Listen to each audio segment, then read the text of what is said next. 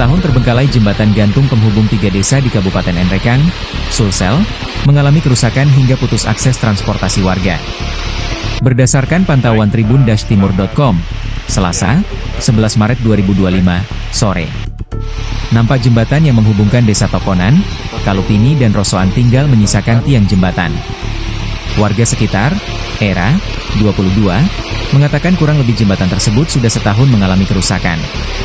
Ia menyebut jembatan berbahan dasar kayu tersebut mengalami kerusakan karena arus deras air sungai. Olehnya itu, Era berharap agar pemerintah daerah, Pemkab, Nrekang, dapat segera memperbaiki jembatan tersebut. Menurutnya, jembatan tersebut merupakan akses utama warga untuk beraktivitas. Akibat jembatan terputus tersebut, Era mengatakan warga terpaksa mengambil jalan yang lebih jauh melalui Dusun Malawe, Kelurahan Tuara, Kecamatan Nrekang. Baik, saat ini saya berada di sebuah jembatan yang menghubungkan antara desa Kalupini dan desa Tungkonan.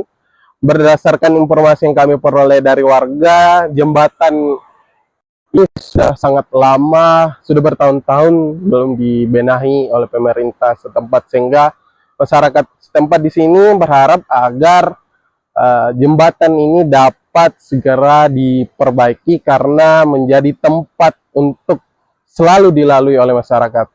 Saya Muhammad Nur Al-Kadri melaporkan langsung dari Nrekang. Ini menghubungkan desa Tokonan ke desa Kalupini, dan masih berapa desa di sana.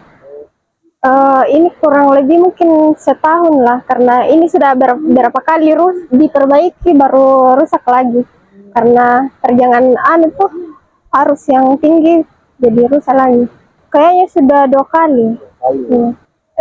Semoga cepat diperbaiki dan dilihat oleh pemerintah sekarang supaya segera diperbaiki, karena ini sangat bisa dibilang jembatan untuk kami mengakses jalan yang lebih cepat supaya tidak lewat di Malawe, karena ini kayak lebih bagus jalannya daripada lewat Malawe, lebih aksesnya lebih cepat.